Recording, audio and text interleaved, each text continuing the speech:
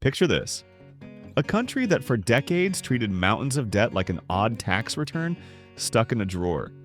Untidy, uncomfortable, but somehow manageable. Now imagine that drawer being thrown open, and the bills spilling onto the kitchen table, while the interest rate on the credit card suddenly doubles. That's the scene playing out with Japan's public finances. A long, uneasy truce with debt that may be ending, and the consequences could reach far beyond Tokyo. For 30 years, Japan lived in a financial twilight zone. Massive government debt, more than double the size of the economy, didn't behave the way textbooks said it should. Why? Because most of that debt was held at home, by pension funds, banks, and cautious households. Because Japanese investors had patience and a taste for steady, low-yield instruments. And because the central bank effectively kept rates near zero. That cocktail let Japan borrow at almost no cost while the rest of the world fretted about deficits elsewhere. But the equilibrium has shifted. When borrowing costs are near zero, debt can feel like a nuisance more than a threat. Raise those costs, even a little, and the arithmetic changes fast. Interest payments grow, refinancing becomes painful, and policies that once seemed politically affordable suddenly look reckless. Imagine a government that, in the space of a few weeks, launches a large stimulus, filled more with immediate giveaways than with investments that boost long-term growth. The market watches. Bond yields move. Confidence, which is the invisible currency underpinning government borrowing, wobbles. Why should you care? Because when a big, advanced economy runs into trouble, the effects radiate. Japan has been one of the world's largest buyers of foreign bonds, a major holder of U.S. debt. And for years, the yen acted as a global safety valve. When trouble hit, money flowed into Japan and the yen strengthened. If that pattern reverses, if investors begin to doubt Tokyo's fiscal discipline, capital can flow out instead, the currency can weaken, and global markets can feel the tremors. Pensions, savings, and the prices of imported goods can all be affected. That's not just abstract finance talk. It's the backdrop against which real people plan retirements, businesses price goods, and governments set priorities. Here's a hook to keep in mind. Debt isn't just a number on a spreadsheet. It's a political choice. When governments borrow to invest in roads, schools, technology, and the economy's productive capacity, that can pay dividends over decades. When borrowing buys short-term political relief, subsidies, one-off cash transfers, visible but fleeting benefits, the payoff is often small while the cost keeps growing. That's the danger. One policy choice can recalibrate investor expectations and shift a nation from controlled adjustment to crisis management. Another reason this matters is timing. Japan's demographic clock is unforgiving. An aging population means higher social spending and fewer workers paying taxes. It also means more conservative savers who value capital preservation until they don't. If inflation picks up and yields rise, old assumptions about where to park your money begin to break down. That's why rising bond yields, even modest ones, bite harder in Japan than in younger countries. The margin for error is tiny. Let's put a second hook here. Think contagion, not catastrophe. Financial systems are tightly linked. Bond markets talk to currency markets, which talk to equity markets, which talk to credit markets. A shock that starts in Tokyo can travel to New York, London, and emerging markets. Investors reprice risk. Funding costs rise, and the most exposed sectors, banks, pensions, and firms with heavy debt loads, feel the pinch first. For the average person, this can translate into a weaker currency that raises import prices or pension funds that must rebalance into riskier assets to chase returns. I want to pause here and ask a small favor. If you're finding this useful, give this video a like and share it with someone who follows global markets or cares about retirement planning.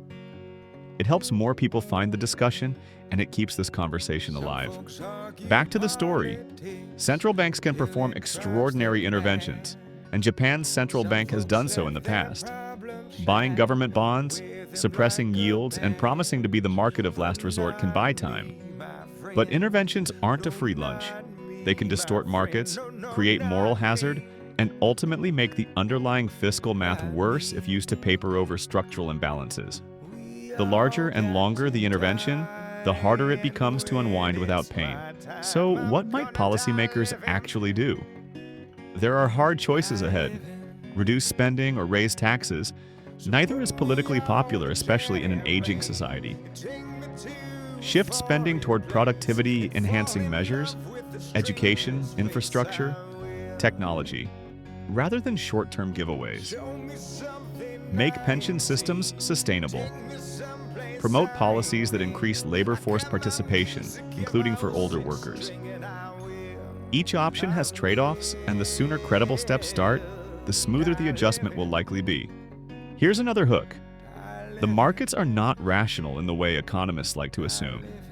They're reactions, sometimes emotional, sometimes mechanical. A single moment of doubt can trigger rapid revaluation. That means the way politicians communicate matters as much as the numbers themselves. Credible, transparent plans to address deficits can calm markets. Opaque, inconsistent messaging can hasten mistrust. This is why finance is as much about trust as it is about arithmetic. What does all this mean for you as an investor or a citizen? First, diversification and risk management matter more than ever. Relying on a single country's stability, no matter how advanced it may seem, carries hidden concentration risk. Second, think about the long-term composition of savings and pensions. Rising global rates will change bond returns, and equities will respond to shifting growth prospects differently across regions. Third, watch policy signals closely. When governments talk about sweeping stimulus without anchoring it to long-run productivity improvements, that should raise a red flag. A mid-video question for you. What do you think Japan should prioritize? More growth-focused investment or immediate relief for households? Drop your thoughts in the comments below. I read them and I'll respond to the most thoughtful ones. Your perspective helps everyone in the community sharpen their own view. Looking outward, Japan's stress is a symptom of a global problem. Many major economies are carrying large debts just as interest rates normalize. The combination of high debt and higher rates compresses fiscal space everywhere, not only in Japan. That means policymakers from Washington to Brussels to Beijing are all navigating the same shoals.